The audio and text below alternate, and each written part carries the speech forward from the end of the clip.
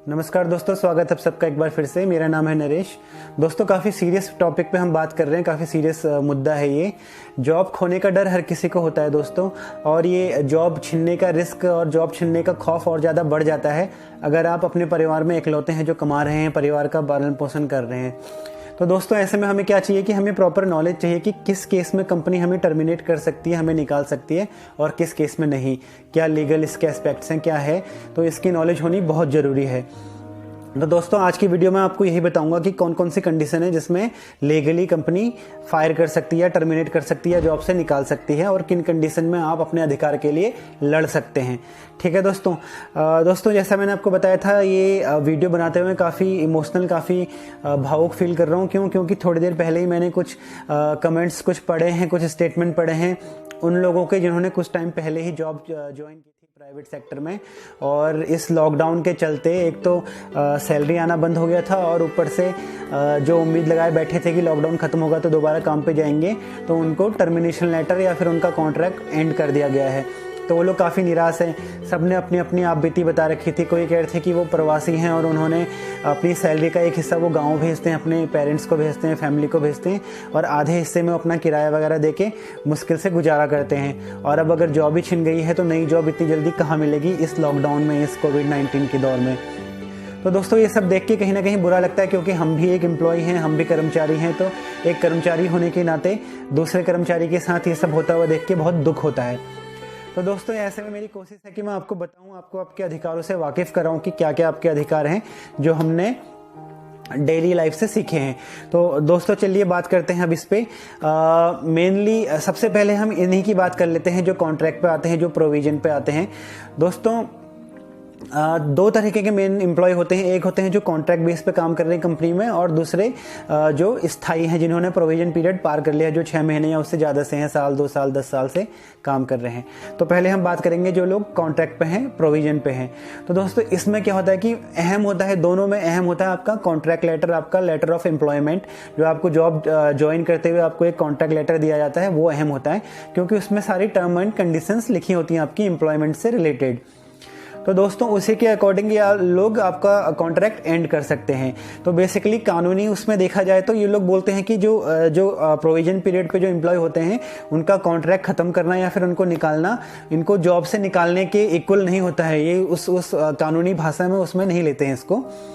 तो इसमें क्या होता है दोस्तों, अगर आपने किसी कंपनी में जॉब ज्वाइन की है, अभी अभी आपको कॉन्ट्रैक्ट लेटर पे लिखा हुआ है कि आपको हम प्रोविजन पीरियड पे रख रहे हैं, कॉन्ट्रैक्ट आपका 6 महीने के लिए है, तो फिर उस 6 महीने के अंदर अंदर उसी में लिखा होगा कि आपको निकाला जा सकता है, कभी भी आपको निकाल सकते हैं, और रीजन देने की भी उनको आवश्यकता नहीं होगी, क्योंकि कॉन्ट्रैक्ट लेटर पे लिखा होगा कि आपको 6 महीने के लिए हायर किया गया है, और जब काम नहीं होगा तो आपको किसी भी टाइम पे वो लोग विदिन 6 मंथ निकाल सकते हैं। ये और बात है कि उसमें अगर उन्होंने ये मेंशन किया कि आपको हम 15 दिन की या 1 महीने की एडवांस सैलरी देंगे तो वो देंगे, और नोटिस पीरियड होता है, अगर आप खुद से छोड़ रहे हैं तो 15 दिन या 1 महीने का नोटिस पीरियड आपको सर्व करना होता है, और अगर कंपनी आपको निकाल रही है तो भी आपको 15 दिन या 1 महीने का वो लोग आपको नोटिस देंगे कि आपका हम कॉन्ट्रैक्ट एंड करने वाले हैं। ये उस कॉन्ट्रैक्ट लेटर पे लिखा होगा, तो जैसा उस पे लिखा होगा उसके अकॉर्डिंग वो लोग प्रोसेस करते हैं। ठीक है दोस्तों, चलिए अब मैं आपको बताता हूँ। मेनली 3 रीजन होते हैं जिसपे कंपनी आपको निकाल सकती है। कौन कौन से रीजन होते हैं दोस्तों? नंबर 1, कंपनी की लगभग हर कंपनी की कुछ पॉलिसी होती है जिसको 0% टॉलरेंस पॉलिसी कहते हैं, जिसमें कंपनी बर्दाश्त नहीं करती कि आप कोई इलीगल काम करें जिससे कंपनी की इमेज को धक्का लगे या कंपनी की इमेज खराब हो, उसके बिजनेस को नुकसान हो। तो एग्जाम्पल के तौर पर देख लीजिए, अगर कोई एम्प्लॉय, कोई कर्मचारी अगर कंपनी में चोरी करता हुआ पाया जाता है तो भी उसको स्ट्रिक्टली डील किया जाता है, उसको दोबारा मौका नहीं दिया जाता। और दूसरा, जैसे किसी कंपनी में क्या होता है कि ब्राइबरी, आपको रिश्वत लेना और करप्शन करना बहुत जघन्य अपराध समझा जाता है, बहुत ही स्ट्रिक्टली देखते हैं वो लोग। तो अगर आप कुछ करप्शन करते हुए पाए जाते हैं तो भी आपको फायर कर दिया जाता है, आपको निकाल दिया जाता है। और भी कई रीजन है, जैसे सेक्सुअल हरासमेंट है, पॉस बोलते हैं इसको। तो इसमें क्या होता है कि अगर आप अपने कोलीग, अगर आपकी कोलीग महिला हैं कोई, या फिर ऑफिस के दायरे में कहीं पे भी अगर आप सेक्सुअल हरासमेंट करते हैं, आप छेड़ते हैं किसी को, तो उस पर भी आपके खिलाफ कार्रवाई की जा सकती है। तो इसमें क्या होता है दोस्तों, 2-3 महीने का टाइम होता है जिसमें वो लोग डिसीजन लेते हैं, आपके ऊपर कमेटी बैठती है और पूरा तहकीकात करते हैं वो लोग, और इस केस में भी आपको जॉब से हाथ धोना पड़ सकता है और इवन कानूनी कार्रवाई भी की जा सकती है। तो ये सब चीज़ें ऐसी हैं जिसमें कानून भी आपकी हेल्प नहीं करेगा, क्योंकि इलीगल तो इलीगल, अगर आप गलत कर रहे हैं तो भुगतना पड़ेगा। दूसरी चीज़ दोस्तों, दूसरा जो नियम है वो होता है जो आपका कॉन्ट्रैक्ट ख़त्म होने का, जॉब ख़त्म होने का, तो उसको हम पहले कवर कर चुके हैं। जो कॉन्ट्रैक्ट पे होते हैं या जो प्रोविज़न पे होते हैं वो उनका होता है, उनका कॉन्ट्रैक्ट में लिखा होता है कि भाई आपको 1 महीने के लिए रख रहे हैं या फिर 5 महीने के लिए रख रहे हैं। तो जब वो ड्यूरेशन ख़त्म होती है तो वो उसको एंड कर सकते हैं कि आपका कॉन्ट्रैक्ट ख़त्म हो गया, अब आप जॉब छोड़ सकते हैं, आपको जॉब छोड़नी पड़ेगी। दूसरा रीज़न ये होता है दोस्तों। तीसरा रीजन होता है छटनी का। आपने छटनी वर्ड काफ़ी बार सुना होगा कि कंपनी छटनी कर रही है, लोगों को निकाल रही है। तो ये छटनी में क्या होता है दोस्तों, छटनी का नियम अब ये है कि सरकार ने ये नियम कर रखा है कि अगर किसी कंपनी में 100 से ज़्यादा एम्प्लॉय हैं तो वो ऐसे डायरेक्ट छटनी नहीं कर सकती है। दोस्तों इससे पहले जो मैंने आपको 2 नियम बताए, करप्शन वगैरह, वो सभी पे लागू होता है, चाहे वो शॉर्ट टर्म एम्प्लॉय हो, चाहे लॉन्ग टर्म एम्प्लॉय हो, चाहे वो परमानेंट एम्प्लॉय हो, चाहे कॉन्ट्रैक्ट पे हो। तो पहला वाला नियम और दूसरा वाला नियम, तो दूसरा वाला नियम तो बेसिकली दूसरा तो होता ही शॉर्ट टर्म कर्मचारियों पे है, पहला वाला नियम भी दोनों पे लागू होता है। अगर कोई भी गलत काम करता हुआ, करप्शन, चोरी, ब्रेवरी और सेक्सुअल हरासमेंट, इस तरह की चीज़ें करता हुआ पकड़ा जाता है तो वो चाहे कोई सा भी एम्प्लॉय हो उसको निकाल दिया जा सकता है। ठीक है दोस्तों। अब तीसरी जिसकी हम बात कर रहे थे, छटनी की, तो छटनी में क्या होता है दोस्तों, अगेन छटनी में अगर जो शॉर्ट टर्म एम्प्लॉय हैं, जो प्रोविजन पीरियड पे हैं, तो उनका तो कंपनी के पास राइट होता है, वो कभी भी उनको निकाल सकते हैं। ठीक है। दूसरा जो स्थायी कर्मचारी हैं उनको निकालने के लिए कंपनी को सरकार से, श्रम मंत्रालय से परमिशन लेनी होगी। अब ये नियम है कि अगर 100 से ज़्यादा एम्प्लॉय हैं आपके पास, 100 से ज़्यादा हैं, तो आपको पहले सरकार को बताना पड़ेगा, प्रॉपर रीज़न देना पड़ेगा जिससे कि वो सेटिस्फाई हों कि आप क्यों छटनी कर रहे हैं, आखिर इतना बड़ा क्या नुकसान हो गया आपको, क्या वो हो रहा है, ताकि अगर गवर्नमेंट सेटिस्फाई होगी उससे कि हाँ आपको निकालना है इन लोगों की, आप छटनी कर रहे हैं, तो आप कर सकते हैं। बट इसके बाद भी कर्मचारियों के हाथ में भी बहुत सारी चीज़ें होती हैं, उनको भी सेटिस्फाई होना चाहिए इस सब से। अदरवाइज कंपनी के निकालने के बाद भी कर्मचारी के हाथ में भी बहुत, मतलब एक कर्मचारी की पावर बहुत होती है, एक कर्मचारी के अधिकार बहुत होते हैं। वो चाहे तो कंपनी के डिसीजन को वो लोग चैलेंज कर सकते हैं लेबर कोर्ट में और अन्य कोर्ट्स में। तो दोस्तों अब होता क्या है कि कंपनी आपको टर्मिनेट कर देती है।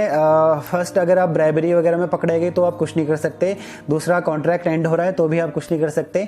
तीसरा, अगर किसी और रीजन से निकाला जाता है, लाइक छटनी वगैरह की जाती है, तो परमिशन लेनी होगी गवर्नमेंट से भी, और जेन्युइन रीजन होना चाहिए, पूरा जेन्युइन रीजन के साथ ही छटनी की जा सकती है। और छटनी के बाद भी जो कॉन्ट्रैक्ट में लिखा होगा वो सब करना होगा, लाइक 2-3 महीने की सैलरी या फिर 1 महीने की सैलरी, प्रॉपर नोटिस देना होगा, ये सब फुलफिल करना होता है। और इसके बाद भी अगर एम्प्लॉय को लगता है, कर्मचारी को लगता है कि उसके साथ गलत हो रहा है, कंपनी गलत कर रही है, ऐसे हालात नहीं है जैसे ये कर रही है, तो वो उस डिसीजन को कोर्ट में चैलेंज भी कर सकता है।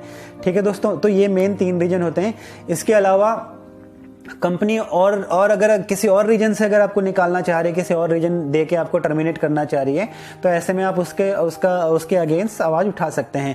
लाइक कई जगह क्या होता है कि आपको डराया जाता है कि भाई आप रिजाइन करो नहीं तो हम आपको टर्मिनेट कर देंगे। तो ये सुन के आप घबराइए ना, टर्मिनेट करने का प्रॉपर रीजन होना चाहिए, ऐसे ही कोई टर्मिनेट नहीं कर सकता।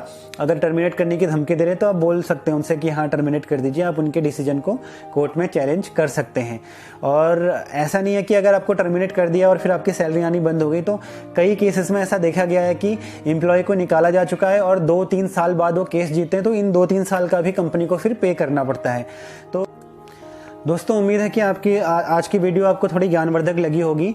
अगर इससे रिलेटेड कोई भी क्वेरी है, आपको कुछ भी डाउट है, प्लीज़ कमेंट बॉक्स में कमेंट करके बता दीजिए। और मेरी कोशिश होती है कि मैं आपके जो कमेंट्स के रिप्लाई है वो कमेंट में कर दूं। और बहुत सारे क्योंकि कॉमन कमेंट होते हैं, एक जैसे कमेंट आते हैं, तो फिर मैं उस पर वीडियो अपलोड कर देता हूँ। जैसे कि मैंने आज की वीडियो बनाई तो इसमें भी मुझे ढेर सारे कमेंट आ रहे थे कि PF से रिलेटेड मैंने वीडियो बनाई थी, तो उसमें कमेंट आ रहे थे कि PF का क्या करें, यहाँ तो नौकरी जा चुकी है। तो उसके हिसाब से मैंने ये वीडियो आपके लिए लेके आया हूँ। तो उम्मीद है आपको पसंद आई होगी दोस्तों। अपने अधिकारों को जानें, आपको ऐसे ही नहीं निकाला जा सकता। अगर आपको छोटी मोटी गलतियों के लिए निकालने की धमकी दी जा रही है, लाइक कोई भी ह्यूमन एरर हो जाते हैं, तो उसके लिए आपको एकदम से नहीं निकाला जा सकता। आपको वार्निंग लेटर मिलते हैं, लंबा प्रोसेस है उसका, तो एकदम से ना घबराएं। कंपनी अगर होशियारी करती है, आपको निकालने की कोशिश करती है, तो अपने अधिकारों को जानें और फिर उसके बाद ही कुछ एक्ट करें। ठीक है दोस्तों, उम्मीद है आपको पसंद आया होगा। प्लीज़ ज़्यादा से ज़्यादा लाइक कीजिए, शेयर कीजिए, सब्सक्राइब कीजिए। इजाज़त दीजिए, फिर मिलेंगे। Thank you very much.